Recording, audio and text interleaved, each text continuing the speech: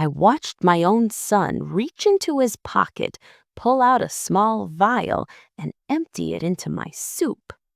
My name is Margaret Chen. I'm 70 years old, and I never thought I'd spend my golden years installing hidden cameras in my own kitchen.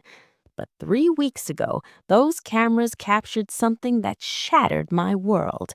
My eldest son, David, the boy I raised, the man I put through medical school, slowly poisoning me for my inheritance. I know what you're thinking. How does a mother even process that? Well, stick with me because this story gets darker before it gets better, and the way I handled it, let's just say David never saw it coming. But before I tell you how I turned the tables on my own flesh and blood, if you appreciate real stories about real people facing impossible situations, please hit that subscribe button and the notification bell. And if you think someone you know needs to hear this story, maybe they're dealing with toxic family members too, share this video with them. Trust me, they'll thank you for it. Now, let me take you back to where this nightmare began. 6 months ago, life was everything I'd worked for. My husband Robert died 12 years back, heart attack at 58, gone before he could enjoy a single day of retirement. We'd built Chen's Hardware together, a small chain of 3 stores across Sacramento. After Robert passed, I threw myself into the business, turned those 3 stores into 7. My accountant tells me I'm worth about $4 million now, but I never cared about the number. I cared about the legacy. I have 2 sons. David, 42, is a cardiologist, lives in a beautiful Victorian in Midtown with his wife Jennifer and their 2 teenagers, Sophie and Michael. Then there's my younger son, Marcus, 38. Marcus is different. He's a high school art teacher, lives in a modest apartment, drives a 15-year-old Honda, never married, but he's got this warmth about him that David somehow lost along the way. I lived alone in the family house in East Sacramento, the same house where we'd hosted countless Thanksgivings, where the boys learned to ride bikes in the driveway, where Robert planted that now massive oak tree in the backyard.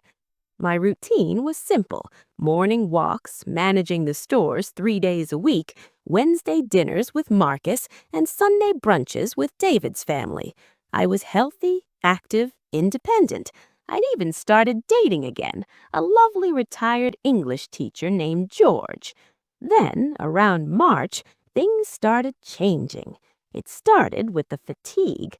I'd wake up after 9 hours of sleep feeling like I'd been hit by a truck. My hands would shake when I tried to pour my morning coffee. I blamed it on age at first. 70 isn't exactly young, right? But then came the nausea, the dizzy spells, the strange metallic taste in my mouth that wouldn't go away. "Mom, you look terrible," Marcus said one Wednesday evening. We were at his place and he'd made his signature stir-fry. "Have you seen a doctor?"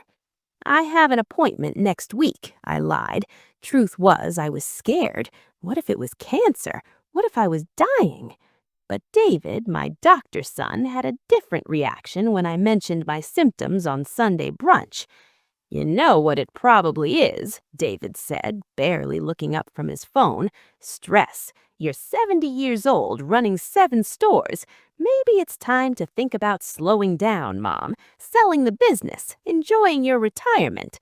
Jennifer, his wife, nodded enthusiastically.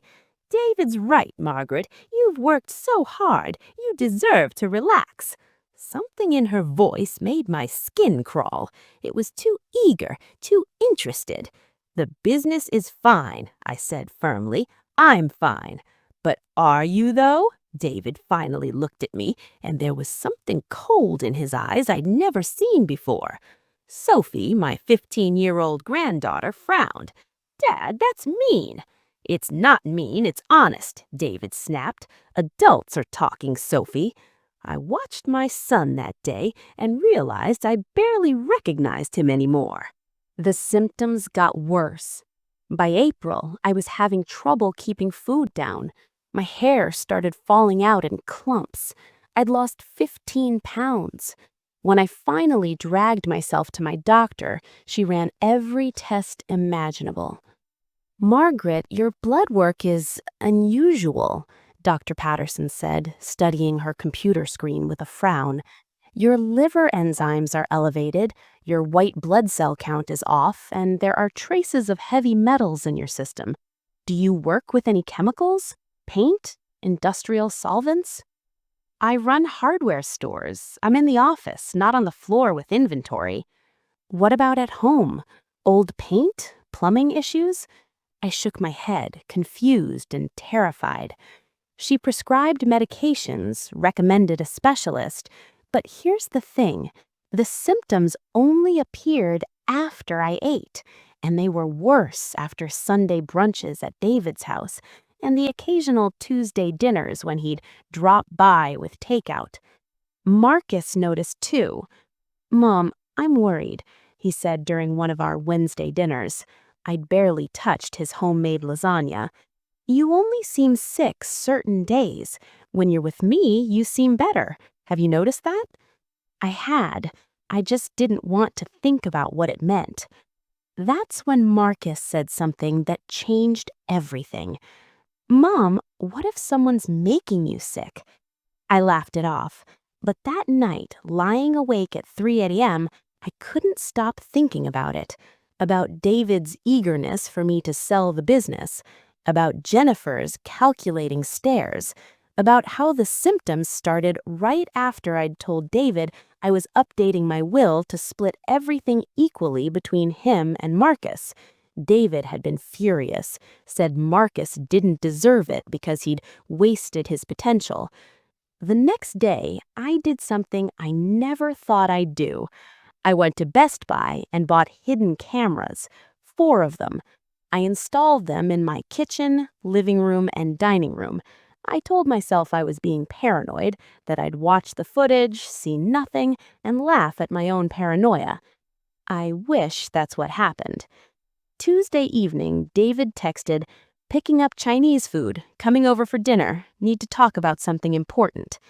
My stomach dropped, but I texted back a cheerful, "Sounds good." I made sure the kitchen camera had a clear view of the counter. David arrived at 6:30, all smiles, carrying bags from my favorite Chinese restaurant. "Hey, Mom, you're looking better." I wasn't. I'd lost another 3 pounds. My hands shook as I got out plates. "Let me help," David said, taking over. "You sit down, relax." I sat at the kitchen table watching him unpack containers. Orange chicken, chow mein, egg rolls. He made a big show of fixing my plate, chattering about Sophie's soccer tournament, about a difficult patient. "I'm gonna wash my hands real quick," I said, heading toward the bathroom. "Sure, Mom." I watched from the hallway, peeking around the corner. David glanced toward the bathroom. Then he reached into his jacket pocket and pulled out a small glass vial, about the size of my thumb. He uncapped it, looked toward the bathroom again, and poured it into my orange chicken. He stirred it with the serving spoon, capped the vial, pocketed it, and went back to setting up dinner like nothing happened. My own son, my firstborn, the boy I'd rocked to sleep during thunderstorms, the teenager I'd helped through calculus, the man whose medical school loans I'd paid off, poisoning me. I stood there in the hallway, hand over my mouth, trying not to scream. Every instinct told me to run in there, confront him, call the police. But something else, maybe all those years of running a business, making strategic decisions, told me to wait. I flushed the toilet, washed my hands, and walked back into the kitchen with a smile. "So, what did you want to talk about?" I asked. David smiled. It was the same smile he'd given me when he was 7 and broke my favorite vase. "Well, I've been thinking about what we discussed, about you selling the business. I actually have a buyer lined up, a colleague whose brother-in-law is in commercial real estate.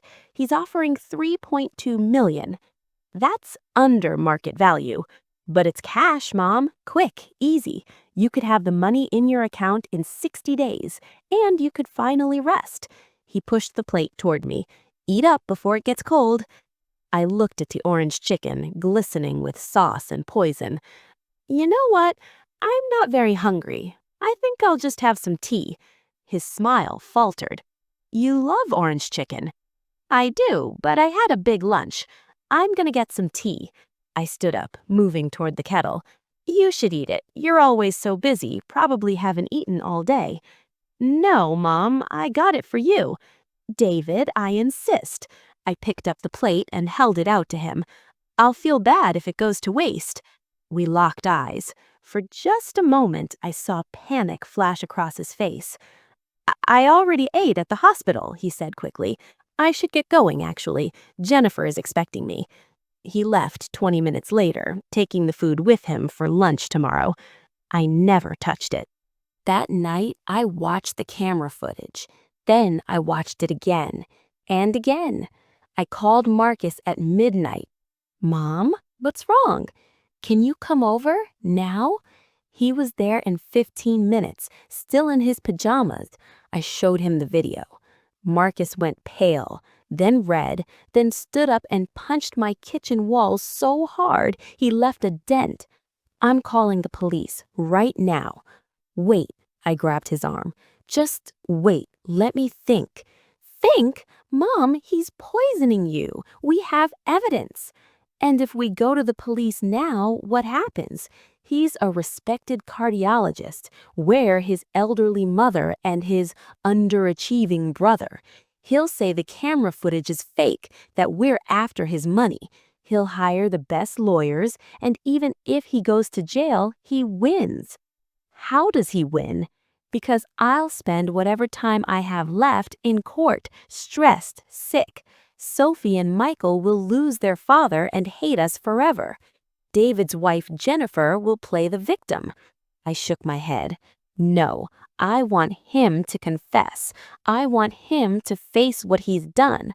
I want him to understand that he destroyed his own life, not me, not the police, him. Marcus stared at me. What are you planning? I need a few days, and I need you to trust me. Over the next week, I made phone calls, a lot of them. First, to a private investigator named Rita Chen. No relation, but I figured the shared last name was a good sign. I hired her to find out exactly what David had been poisoning me with. Based on your symptoms and the timeline, Rita reported 3 days later, likely arsenic or thallium. Both are heavy metals, both are hard to detect, both cause exactly what you've experienced. He probably bought it online or through his medical connections. Second, I called my lawyer and updated my will. Everything, the business, the house, my savings, now went to Marcus with a small trust fund for Sophie and Michael's college. David got $1.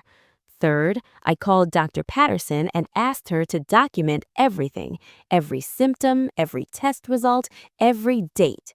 Finally, I called Jennifer. Margaret, how lovely to hear from you. Jennifer's voice was syrupy sweet. How are you feeling? Not well, actually. That's why I'm calling. I wanted to invite you and David over for Sunday dinner. Family meeting. I've made some decisions about the business. I could practically hear her salivating through the phone. Sunday arrived. I'd set the dining room table with my good china, made a roast, one of David's favorites, and set up cameras in every corner. Marcus was hidden upstairs with Rita, the investigator, recording everything. David and Jennifer arrived at exactly 6 p.m., both dressed like they were attending a business meeting. Mom, you went all out, David said, but his eyes were scanning the table, probably looking for his opportunity. We made small talk through the salad course. Then I dropped the bomb. So, I wanted you both here because I've decided to sell the business. Jennifer grabbed David's hand. Oh, Margaret, that's wonderful news. Yes, I'm selling it to Marcus for $1. Silence. What? David's face went red. Marcus? He doesn't know anything about running a business. He's been helping me for the past 3 years. He's smart, dedicated, and he actually cares about the legacy your father and I built. This is insane, David stood up. You're not thinking clearly. You're sick. You're not. I'm sick because you've been poisoning me. The words hung in the air like smoke. Jennifer gasped. David went white. That's ridiculous. Mom, you're paranoid. You need help. I have cameras, David. I watched you put something in my food.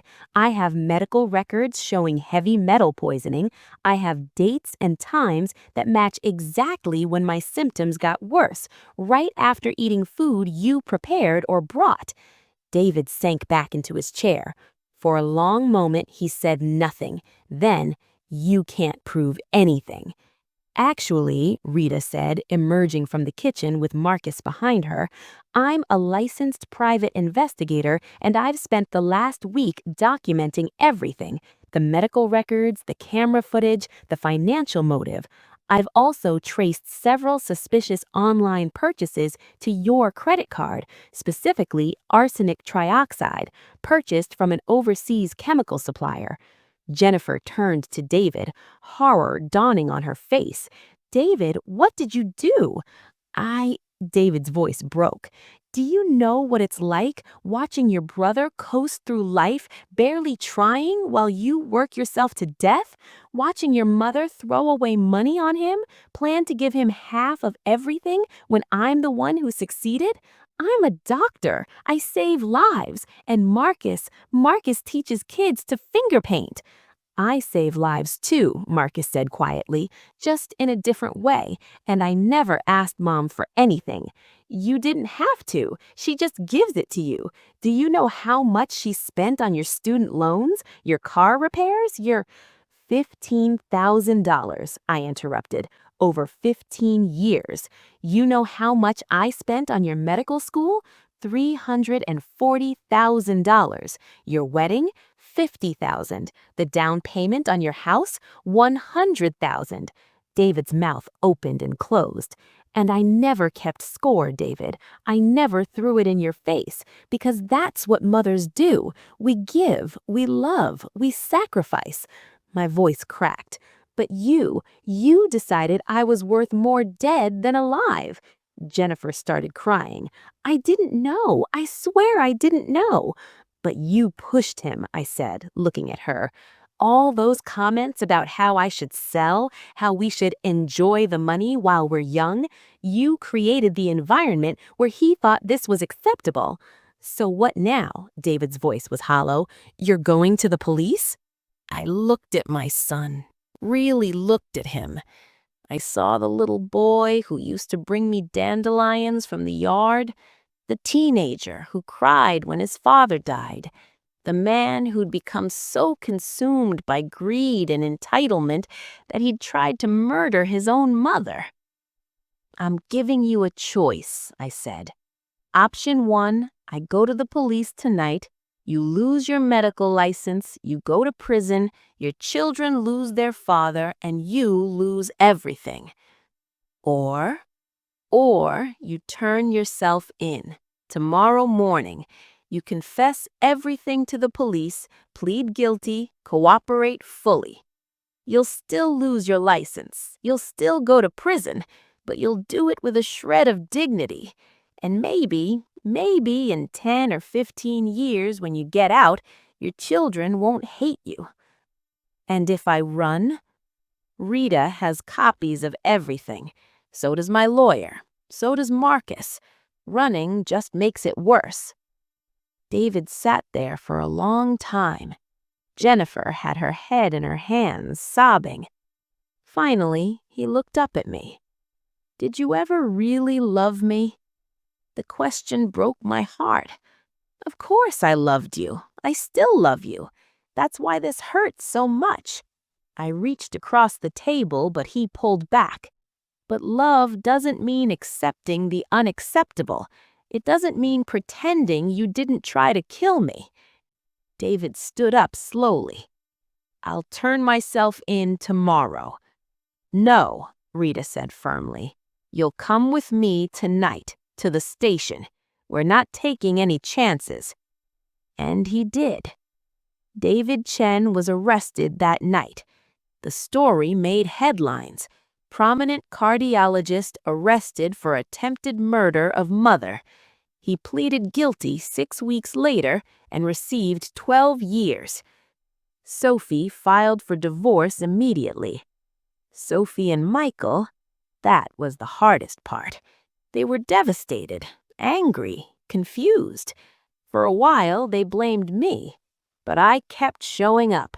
To Sophie's soccer games, to Michael's orchestra concerts, sending cards, making my love unconditional, even when theirs wavered. It's been 8 months now. Marcus runs the business better than I ever did. He's already opened an 8th store and started a program hiring at-risk youth. I'm healthy again. All the poison is out of my system. George and I are getting married next spring. Sophie called me last week. "Grandma, can we talk?" We talked for 2 hours. She's in therapy. She's processing. She said, "I understand why you did what you did. It's a start. You know, people ask me if I regret having David arrested, if I wish I'd just walked away, cut him off quietly. And here's the truth. Enabling toxic behavior, even from people we love, isn't love.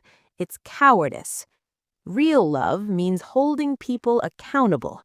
Real love means drawing boundaries, even when it breaks your heart. Real love means knowing that sometimes the kindest thing you can do is let someone face the consequences of their choices. David made his choice. I made mine. And I sleep just fine at night. If my story resonated with you, please share it. Not for me, but for someone out there who's being hurt by someone they love and thinks they have to stay silent. You don't. Your life matters. Your safety matters. And sometimes the bravest thing you can do is save yourself. I'm Margaret Chen, and that's my story.